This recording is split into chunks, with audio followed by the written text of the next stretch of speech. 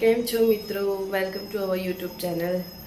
આજે તબિયત સારી નથી તો આજે આખો દિવસ મેં વ્લોગ જ નહીં બનાવ્યો. હમણાં સાંજે થોડું સારું લાગ્યું તો હવે હોળિકા દહન છે તો ત્યાં જવાનું છે, એટલે તૈયાર થઈ હજી નીચે જવું છે, થોડું કામ છે, જમવાનું બી બનાવવાનું છે, તો આપણે જઈશું હોળિકા દહનમાં. ખબર નહીં કે એમ તબિયત આમ એકદમ વીકનેસ લાગે છે, બટ આમ ઓકે ના, તો જઈશું આપણે પછી તમને બી લઈ જઈશ.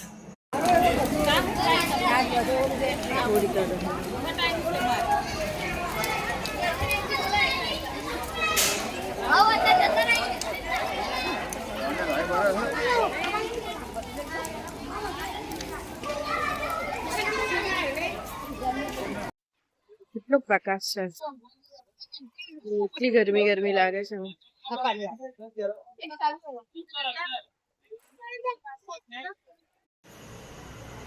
ઘરે આવી ગઈ છું હોળિકા દહન પતાવીને. દાળ બાફવા મૂકી દીધી, દાળ ભાત જ કરવાના છે ખાલી, તો દાળ બાફવા મૂકી જાવ પછી થઈ જાય એટલે એ જ કુકરમાં ભાત, એટલે વાસણ બગડે ના વધારે. શું ગરમી લાગતી હતી ત્યાં, મતલબ પસીનો થઈ ગયો હતો, ખતરનાક. નજીક જવાય જ ના, કેટલા દૂર ઊભા હતા બધા, તો બી એટલી ગરમી હતી. હોળી એટલે કીધી કોને,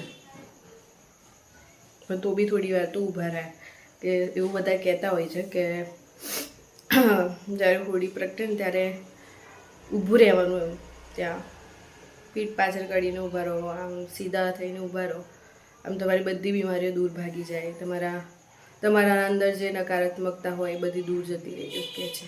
તો હું ત્યારથી તમારે ત્યાં રિલેટિવ છે માસી, કહે કે તું અહીંયા ઊભી રહે થોડી વાર, એમ ઘરના જતી રહેતી. સારું, આનો તાપ તો બહુ સારો તો આપણા શરીર માટે એવું. તો એમના જોડે ખાસી ઊભી રહી ત્યાં 10-1 મિનિટ. પણ શું, ઓ માય ગોડ, ખતરનાક. માથું ખતરનાક દુખે છે યાર, કંટાળો આવે છે. ફટાફટ ખાવા બનાવીને સૂઈ જવું છે ખાઈને. મિત્રો જમી લીધું અને સૂવા પડી હતી, પણ મને ખબર છે કે આપણે બ્લોગમાં આજે કંઈ ખાસ કર્યું નથી. અમે તો થોડી ઘણી વાતો કરી લો પછી સૂઈ જઈએ. હાલ બી બહુ જ ખતરનાક આ બધું દુખી રહ્યું છે, બટ કંઈ નહીં, ચાલ્યા કરે. સોરી.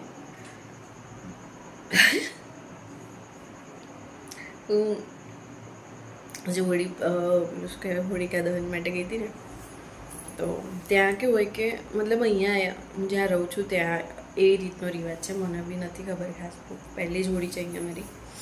તો હું એમને કીધું કે નારિયેળ લાવવાનું હોય ને અંદર આપણે કરવાનું હોય, એટલે તો એમણે કીધું કે અહીંયા આપણે નારિયેળ નથી લાવતા, કોઈએ નારિયેળ નથી લાવવાનું.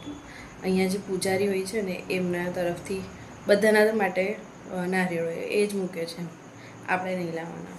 કીધું આ તો કંઈ અલગ જ છે, એટલે કંઈ નહીં, નહોતું લઈ જવાનું, ખાલી પાણીનો લોટો ને આ તે જ કંઈક લઈ જવાનું હતું બસ. તો જઈ આવ્યા. અહીંયા અલગ રિવાજ છે.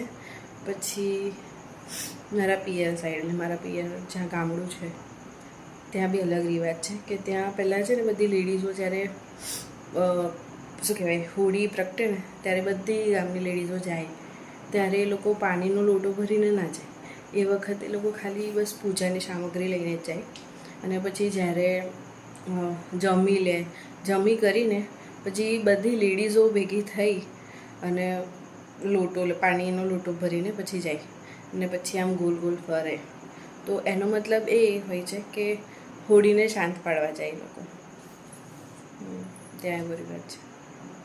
બધી જગ્યાએ અલગ અલગ રિવાજ હોય, અને મસ્ત છે, ત્યાં બી મજા આવે કરવાની. અહીંયા બી મજા આવી, નવા લોકો સાથે નવી રીતે.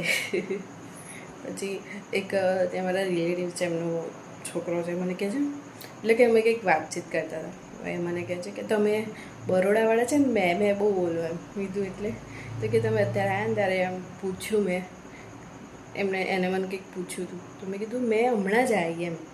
મેં જઈને આવી એવું કંઈક કીધું હતું કે તમે એવું ના બોલો શકો ને કે હું જઈને આવી એવું મેં કીધું ના મારાથી એવું બોલાઈ ગયું કે મેં જઈને આવી એવું બોલતા હોય જે બોલતા હોય આવી જ જાય એમ કે હા પણ એમ કે ભાઈ મેં વધારે વાપરો પછી અલા અલા વધારે બોલે લાઈને લા ઓ અલા એવું કીધું હા બરોડામાં એ શબ્દ વધારે વપરાય છે લા.